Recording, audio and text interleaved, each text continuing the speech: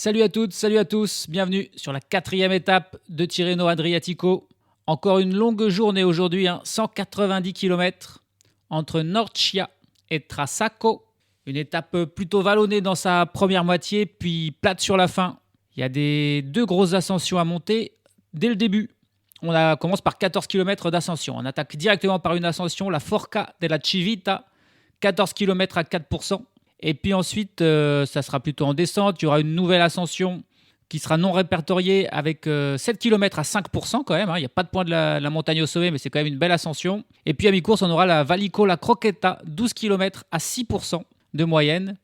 Donc là, ça sera la dernière occasion d'éliminer des sprinteurs dans le peloton si on veut arriver en groupe réduit. Mais on sera encore à 90 km de l'arrivée à ce moment-là. Ensuite, il y aura une longue descente, puis 60 km de plat pour permettre aux coureurs lâchés dans le Vallico La Croqueta de revenir. Donc on verra, est-ce qu'il y aura un peloton complètement groupé, un peloton réduit ou un groupe d'échappés qui arrivera à Trasacco dans ce final tout plat. Il y a également un sprint intermédiaire qui est situé à une soixantaine de kilomètres de l'arrivée. Il sera après les difficultés du jour. Donc la plupart des sprinteurs ne seront plus là, a priori.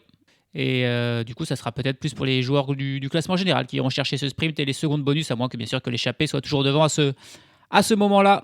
Donc voilà, un scénario un petit peu indécis avec ce profil quand même des belles montées en début d'étape. Mais on attend quand même un sprint massif, peut-être semi-massif comme on dit. Ce soir à Trasacco, on verra ça sur cette 4e étape. Chute de Bellocchi juste devant Armstrong qui est parti dans le terrain. Et attaque de Pierre Roland. Voilà ce que nous disons depuis le début de ce Tour de France. Une chute terrible. Christopher Froome à pied. Mais quelle image du Tour. On n'a jamais vu ça. 100% cyclisme, le podcast du vélo en direct. Ça va Marion? Désolé.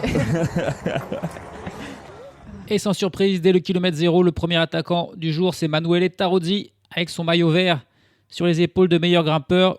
Puisque on est déjà au pied de l'ascension. On commence direct au pied de l'ascension, 14 km à 5% de moyenne à peu près. Et il a 2 coureurs dans sa roue.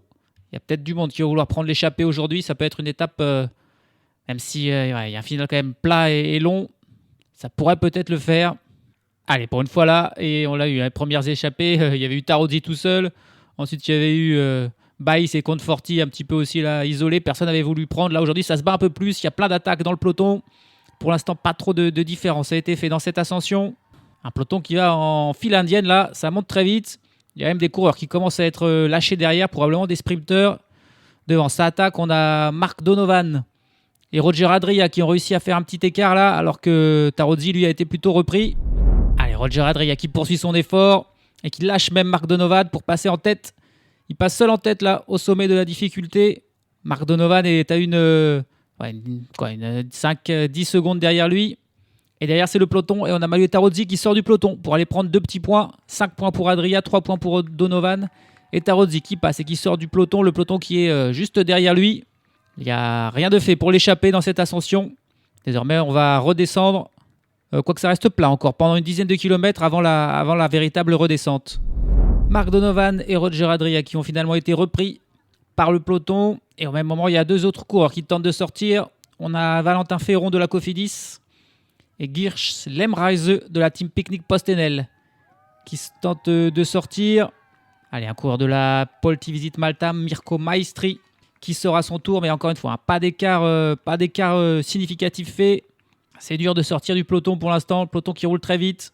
Allez, encore un petit groupe qui sort là. À qui on a un coureur de la Decathlon AG2R La Mondiale. C'est Dries de Bonte qu'on avait déjà vu hier à l'attaque.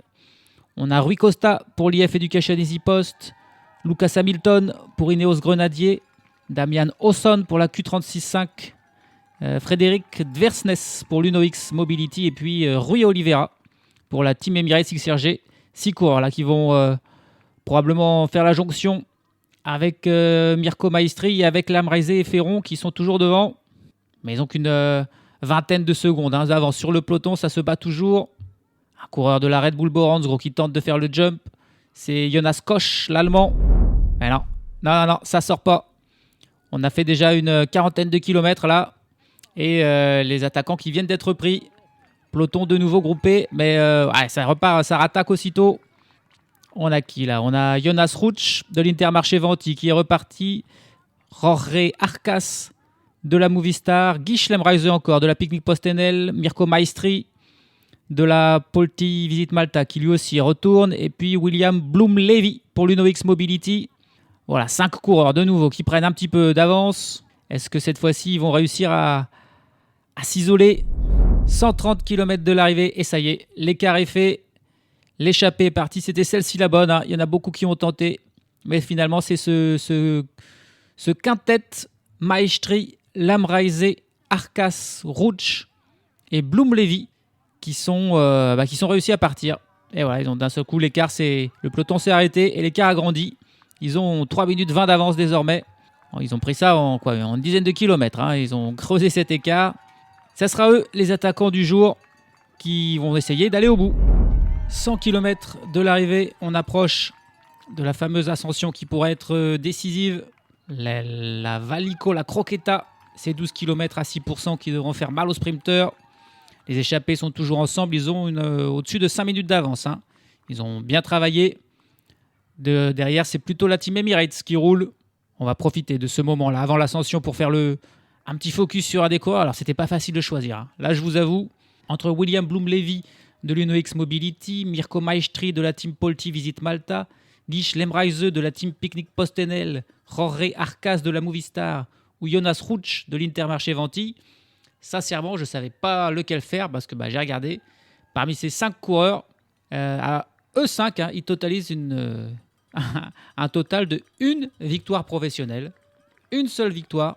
Et du coup, on va s'intéresser à ce coureur-là, celui qui a gagné au moins une fois dans sa carrière. C'est celui qui est pourtant de la plus petite équipe. C'est Mirko Maestri de la Polti Visit Malta. Les 4 autres, Bloom-Levy, Lamreise, Arcas et Rouch, n'ont jamais gagné dans leur carrière. Maestri, il a gagné une fois. Alors c'était une étape du Tour de Chine en 2019. Donc voilà, c'était un chrono qu'il avait, sur lequel il s'était imposé. Mais autant vous dire que la concurrence n'était pas fameuse non plus. Donc c'est vraiment 5 coureurs pas très connus, des seconds couteaux un petit peu du peloton qui sont tous devant aujourd'hui sur une étape pour le Tour. Donc c'est le moment de se faire plaisir. Mirko Maestri, c'est un vieux de la vieille, hein. Il a 33 ans. Il a passé surtout sa carrière du côté de la Bardiani, qu'il avait rejoint en 2016 quand elle était encore en 3e division en Continental. Puis il est monté avec la Bardiani en Pro Tour lors de l'année 2020. Il a ensuite rejoint l'équipe Eolo Cometa en 2022, qui est son équipe actuelle, hein, puisqu'ensuite elle est devenue la Team Polti Cometa. Et cette année, elle est devenue la Team Polti Visit Malta. Donc voilà, il a fait 2 équipes italiennes dans sa carrière. Et donc cette victoire sur le Tour de Chine. Il a participé 7 fois au Giro. Il n'a jamais fait ni de Tour de France, ni la Vuelta. Mais voilà, le Giro, évidemment, avec son équipe italienne, il a souvent été invité. Il est allé chercher une 6e place sur une étape en 2023. Ça reste son meilleur résultat. Au classement général, il a fait 60e l'an passé. Là aussi, c'est son meilleur résultat. Ça ne va donc pas chercher bien loin. Et puis du côté des monuments, là aussi, hein, c'est forcément sur les monuments italiens qu'il a été invité. Il a fait 7 fois Milan-San Remo et une fois le Tour de Lombardie. Jamais mieux qu'une 44e place. C'était sur Milan-San Remo et c'était aussi l'an passé. Décidément, c'est dans sa fin de carrière qu'il fait ses meilleurs résultats, notre ami Mirko Maestri. Cette saison, on l'avait vu sur le Tour de la Communauté de Valence où il allait chercher des 12e places sur une étape, mais c'est surtout sur le Grand Camino qu'on l'a vu puisqu'il a fait 5e de la dernière étape, remporté par Magnus Cort. Donc ça, c'était quand même un bon résultat. Il a fait loin au classement général, mais voilà. Donc aujourd'hui, on va voir ce que ça va donner pour Mirko Maestri pour cette échappée, qui ont une bonne avance. Mais voilà, désormais, c'est l'ascension et probablement que l'écart va se réduire comme peau de chagrin sur cette ascension. Allez, ça lâche d'entrée pour Jonathan Milan. Jonathan Milan déjà lâché. Et c'est probablement pas forcément remis de sa chute hier. On rappelle qu'il est tombé. Et là, il est lâché. On est encore à quasiment 10 km du sommet. Là, ça fait très long pour être lâché, pour espérer surtout revenir ensuite. Ça paraît compliqué là pour Jonathan Milan. À mon avis, aujourd'hui, il a décidé d'y aller mollo. Pas tout à fait remis de ses blessures. Il ne luttera pas pour le maillot de meilleur sprinter et ni pour la victoire d'étape. Car le rythme l'a mis par la UAE en tête du peloton est trop fort. Trop fort pour lui. Il ne sera pas le seul à être lâché face à ce gros rythme. Le peloton qui est en file indienne. Les échappés qui n'ont plus que 4 minutes et 16 secondes d'avance, alors qu'on apprend l'abandon d'un coureur de Lorenzo Conforti, lui qui était à l'attaque hier, qui était classé au classement du maillot de la montagne. Il vient d'abandonner. Probablement pas remis de ses efforts de la veille, Conforti. L'échappée, on l'a pas dit, le meilleur classé, c'est Jonas Ruch. Il a 1 minute et 52 secondes de retard sur Filippo Ganna, donc il est pour l'instant le leader virtuel du classement général. Bien sûr, cet écart va continuer à diminuer. On arrive au sommet du Vallico La Croqueta. Les 5 hommes qui sont toujours en tête, évidemment, qui ont encore 3 minutes 20 d'avance. Hein. Ils ont bien travaillé dans cette ascension pour ne pas perdre trop de temps sur le peloton.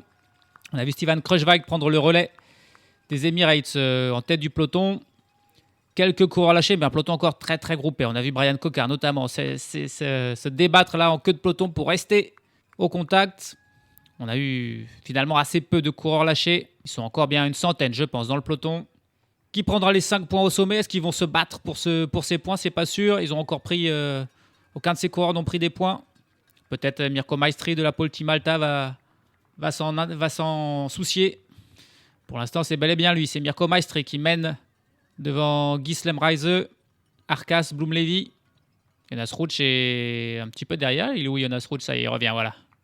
Non, a priori, il n'y aura pas d'attaque et ça va être comme ça. Ça va être Mirko Maestri qui va passer en tête. On est à 100 mètres. Pas de bataille. C'est Maestri qui passe en tête devant Lam Reise et Arkas. Ils n'ont pas voulu perdre d'énergie à s'attaquer. C'est probablement malin pour cette échappée s'ils veulent aller au bout, de continuer à bien s'entendre. Désormais, ça va être plat pendant une dizaine de kilomètres, puis une longue descente avant les 60 derniers kilomètres plats qui seront évidemment le moment les plus difficiles pour eux pour maintenir l'avance avec le peloton. Et les bordures, il y a du vent. Et là, il y a le peloton qui a un petit peu explosé. C'est les Ineos qui ont un petit peu forcé ce coup-là. Et désormais, il y a un groupe d'une quarantaine de coureurs là devant, mené par Filippo Ganna, le leader lui-même, évidemment. Et derrière, il y a des petits groupes de 10 coureurs, 20 coureurs qui tentent de revenir dessus. Alors là, ils vont passer sous un tunnel, il n'y aura plus de vent. Ça sera peut-être le bon moment pour tenter de revenir. Pour ceux qui sont derrière, de faire un énorme effort là, couper du vent sous le tunnel. Alors qu'on vient de voir Milan qui passe seulement maintenant le sommet. 8 minutes après les échappés, 6 minutes après le peloton, il ne reviendra pas. Il est accompagné de Dylan Groenewegen aussi. Donc voilà, 2 sprinteurs qu'on n'aura pas à l'arrivée ce soir. Hein. Ils sont trop loin. 64 km de l'arrivée. On arrive au sprint intermédiaire, mais je ne pense pas que les échappés là non plus vont vraiment s'en soucier. Quelques secondes, quelques points pour le maillot de meilleur sprinter, mais c'est vraiment pas leur priorité du jour aux 5 échappés. Ils ont 1 minute 40 d'avance sur le peloton, on va dire le peloton principal, hein, mais il y a toujours des cassures. Ce peloton, on retrouve à peu près tous les favoris. Il y a quand même des coureurs lâchés. Il y a un premier groupe de poursuite qui est à 2 minutes 10 des échappés et donc à une trentaine de secondes du peloton et qui n'arrive pas à revenir. Hein. Dans ce groupe, on retrouve notamment Mikel Landa. On retrouve aussi pour la victoire d'étape Paul Magnier ou Magnus Cort qui pour l'instant ne pourront pas sprinter. Et puis il y a un groupe encore plus loin à 3 minutes 56. Alors là, c'est un groupe qui, à mon avis, ne reviendra pas avant la fin. Autant le groupe Magnier-Cort, ça peut revenir. Autant l'autre, il est vraiment plus loin. Il est à 2 minutes du peloton principal avec Ganna, avec Ayuso et avec la plupart des favoris. Et là, on retrouve notamment Brian Cocard qui s'est fait surprendre ou le sprinter de l'Arkea, Amaury Capio. Ça, c'est pour la victoire d'étape, encore une fois, des coureurs qui se sont fait avoir. Mais pas de coureurs du classement général. Et c'est pas facile avec les vestes de pluie, hein, parce qu'il fait encore mauvais, il fait froid. Alors que ça y est, là, les échappés passent sur le sprint. Bon, c'est Jonas Ruch qui était le mieux classé, qui logiquement allait prendre les 3 petites secondes, mais voilà, sans sprinter, hein, simplement en faisant son relais. Qu'est-ce que je disais? Oui, c'est pas facile avec les vestes de pluie de savoir qui est qui et où est où. On n'est pas sûr de où est Olaf Koy notamment. Il est peut-être derrière parce qu'on voit des Visma Lease Bike travailler. Mais voilà, c'est pas facile de savoir un petit peu tout ça. Une chose est sûre, Ganna et Ayuso sont devant. Et bon, en 30 secondes entre le peloton et le premier groupe, il est possible que ça entre. Hein. C'est 2 groupes à peu près de taille équivalente en plus. Hein. On va dire 40 coureurs dans chaque groupe. Ça pourrait rentrer, finir un peloton à 80. Le groupe Cocard, par contre, lui, ne rentrera pas.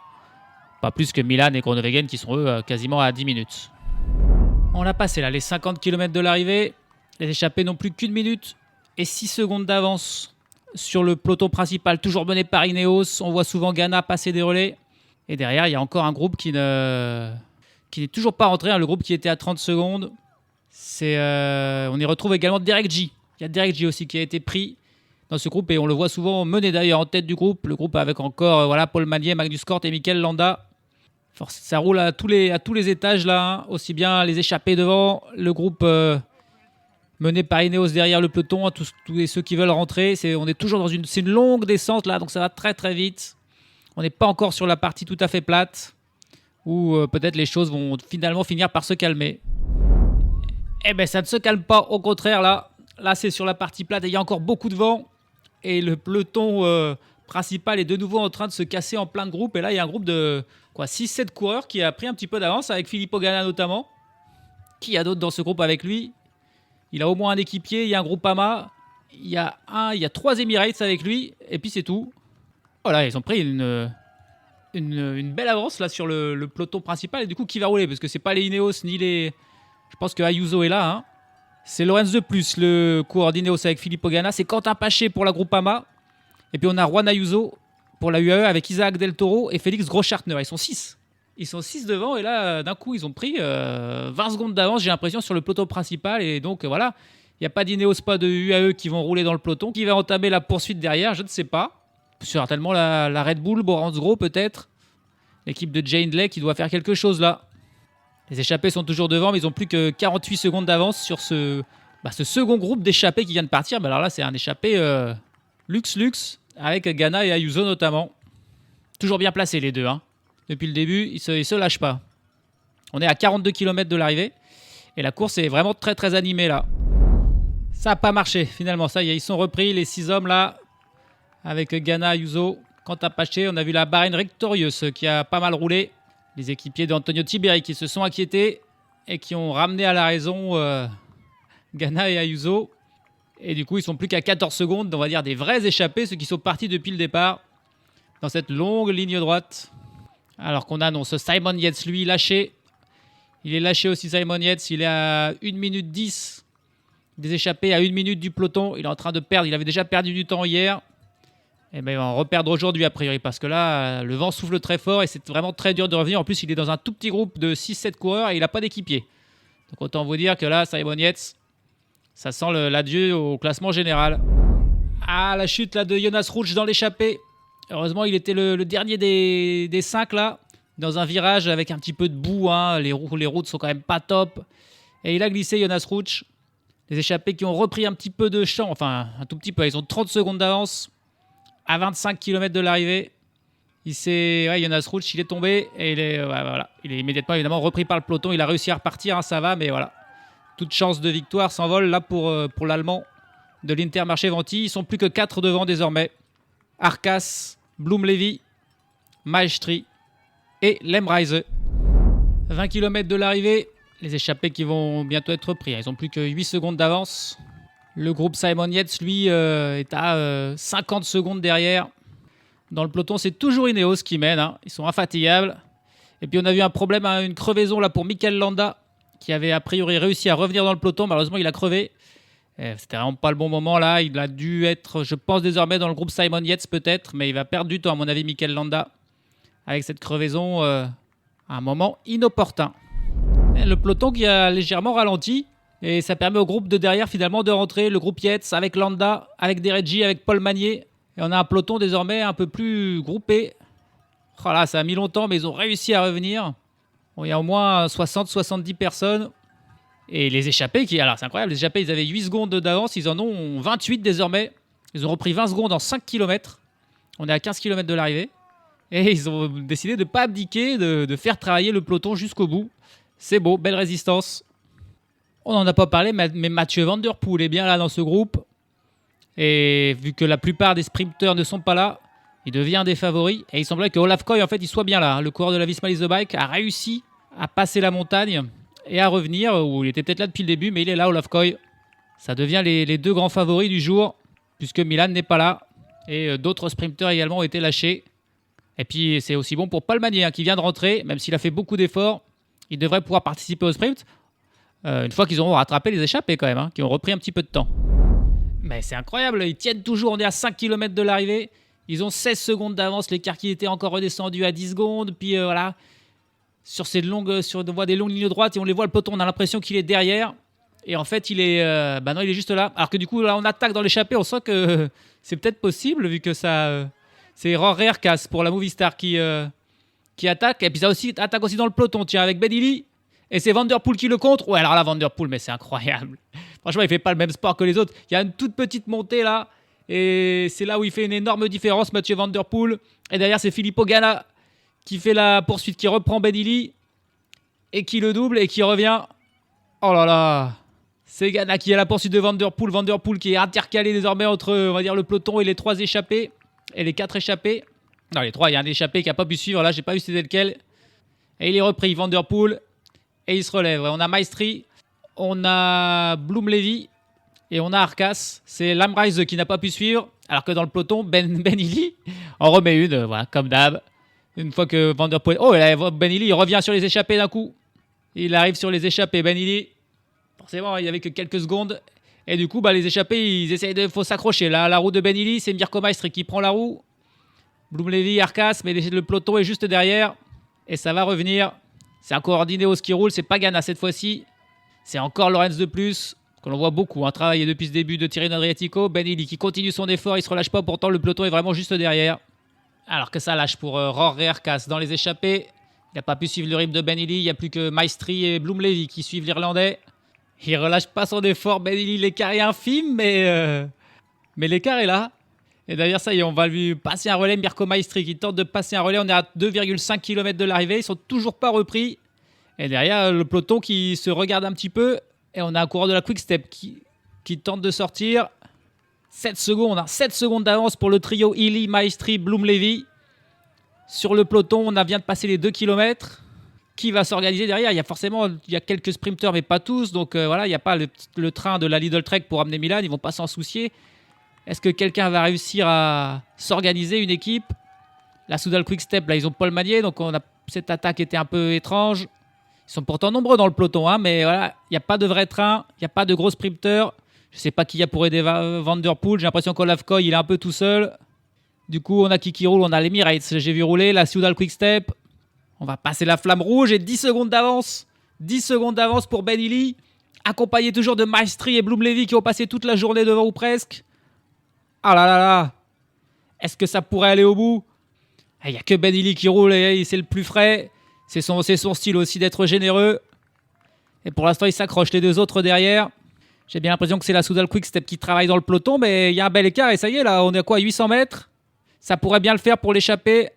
Après, Ben Illy, c'est bien de rouler, mais là, il risque de se faire dépasser par Maestri ou Bloom-Levy s'il est le seul à travailler. Ah ça y est, il demande un relais.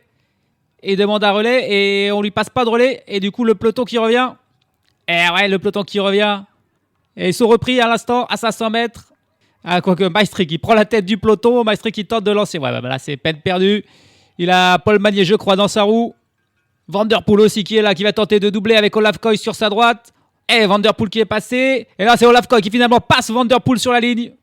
C'est Olaf Koy qui est là. Il a bien résisté toute l'étape. Et il est là au bon moment pour s'imposer. Oh là là, les échappés qui se sont fait reprendre à la toute fin. Van Der Poel qui s'est fait battre. Là, il était bien parti puissant, mais finalement, Koy lui est passé devant. Et il finit même bien devant Van Der Poel. Je me demande s'il n'y a pas le coureur de la Tudor là qui ne s'est pas intercalé. On a passé l'étape à se demander s'il était là ou non. On ne le voyait pas. J'écoutais les commentateurs. Ils n'en avaient pas la moindre idée d'où il était. Ils s'inquiétaient. Il était bien là. Et il était surtout là dans les 500 derniers mètres, juste quand l'échappée s'est fait reprendre. On revoit le sprinter. Le sprint, c'est Maestri finalement qui lance le sprint. Il a décidé de... Il avait encore un petit peu de jus en restant de la roue de Ben Illy. Il a Paul Magnier dans sa roue. Van Der Poel dans la roue de Magnier. Et Olaf Koy à côté. Paul Magnier qui est le premier à lancer. Van Der Poel qui doit un petit peu se rasseoir, qui tente de passer finalement. Il est un petit peu gêné par Paul Magnier. Et du coup, il ne peut plus revenir sur Olaf Koy. Et il y a bien le coureur de la Tudor qui vient faire 2 ou 3. Magnier va faire 4. On avait des échappés qui luttaient pour aller peut-être chercher leur première victoire de leur carrière. Et bien finalement, c'est raté. Et c'est Olaf Koy qui vient chercher lui sa 39e victoire de sa carrière, dont plusieurs sur du World Tour, une sur le Giro notamment. Il s'impose aujourd'hui sur Tirreno Adriatico. Les échappés vraiment repris donc dans le final grâce au gros travail de Ben Illy qui les a aidés sur la fin, mais ça n'a pas été suffisant. Olaf Koy il devance donc Rick Pluimers de la Tudor Pro. Alors là, il a surpris Rick Pluimers, il est arrivé de de nulle part sur la fin pour aller chipper la deuxième place à Mathieu Van Der Poel qui finit seulement 3e. Paul Magnier est donc 4e. Et puis quand même la 5e place de Mirko Maestri. Une fois repris, en fait, il ne s'est pas relevé comme il était dans la route Ben Illy. Il avait encore du jus. Et il a lancé le sprint de très loin, de trop loin. Mais il vient chercher quand même une 5e place assez incroyable pour Mirko Maestri, l'échappé repris, qui fait le sprint et qui fait 5e. Devant le vainqueur d'hier, Andrea Vendrame. Filippo Ganna, toujours là, qui prend la 7e place. Thomas Pidcock, 8e. Giovanni Lonardi, 9e. Et Filippo Fiorelli, 10e. Voilà quelques sprinteurs qui restaient pour la Visite Malta, pour la Bardiani, qui vont chercher un top 10. On a finalement un peloton de 67 coureurs qui est arrivé groupé dans cette étape marquée par un final un petit peu foufou, là, avec des bordures, l'échappée d'Ayuso Ganna. Finalement, ils sont 67 à arriver dans le même temps, alors qu'il y a des coureurs du classement général qui ont perdu du temps. Au final, Simon Yates et Mikel Landa ont fini dans le même temps. Il y a Damiano Caruso qui perd encore 6 minutes, mais lui, il a été victime d'une crevaison dans le final. Mais de toute façon, il était déjà loin au classement général, donc ça n'aura pas trop d'incidence. Et voilà, c'est à peu près tout au classement général. Le dernier du jour, c'est Pelayo Sanchez, le coureur de la Movistar, qui arrive au sein du groupe avec Jonathan Milan, avec Dylan Groenewegen, Søren Werenskjold, Sam Bennett, tous les sprinteurs qui sont là et qui terminent à 18 minutes du vainqueur du jour. Un autre sprinter, Olaf Koy, qui pourtant en plus n'est pas du tout réputé pour être bon grimpeur, Olaf Koy, mais aujourd'hui, il a réussi. Il a réussi à rester avec les meilleurs et du coup, forcément, sur la fin, il n'avait plus trop d'adversaires à part Van Der Poel et Magnier. Et il s'en est sorti en s'imposant. Aucun changement dans le top 10 du classement général. Filippo Ganna devance toujours Juan Ayuso et Antonio Tiberi, respectivement de 22 et 29 secondes. Et suivent Derek G, Mattia Cataneo, Kevin Vauquelin, Eddie Dunbar, Laurens De Plus, Ben Illy et Romain Grégoire qui ferment ce top 10. Au classement par points, Jonathan Milan là aussi est toujours leader, mais cette fois-ci il n'a plus que 7 points d'avance sur Olaf Koy, le vainqueur du jour. Filippo Ganna est 3e de ce classement. Et puis au classement de la montagne, il n'a pas de changement non plus. Manuele Tarozzi est bon leader avec 22 points devant David Baïs, 11 points, et Richard Carapaz avec 10 points. Pas de changement au meilleur jeune non plus. Juan Ayuso devance Tiberi et Kevin Vauquelin. Demain, une belle étape, peut-être l'étape la plus incertaine, la plus indécise, avec pas mal de petites ascensions d'abord non répertoriées, puis 3 ascensions répertoriées, dont la dernière, le Monte Rollo. C'est 4 km à 6%, voire 6,6% de moyenne, avec des passages à 9% sur la fin. Et ça, ce sera à 7 km de l'arrivée. Ensuite, il y a une très, très rapide et raide descente avant le final. Donc voilà, une étape pour Puncher, en gros. Une étape qui a écrit Mathieu Van Der Poel en lettres de feu au-dessus de son nom. Ça sera long encore, c'est 205 km. Mais il y aura l'échappée, on a vu qu'aujourd'hui, ça s'est joué de peu. Demain, c'est encore une belle étape, vraiment très dure. Il n'y aura pas de sprint massif demain, ça c'est sûr. Donc voilà, un petit groupe de favoris, une échappée, une attaque solitaire de Van Der Poel là, dans la dernière ascension, plusieurs scénarios possibles. En plus, il y aura probablement, encore comme aujourd'hui, le froid et la pluie qui viendront rendre ça encore plus compliqué. Ça va être passionnant à suivre, cette 5e étape de Tirreno Adriatico demain. Salut à tous, salut à toutes.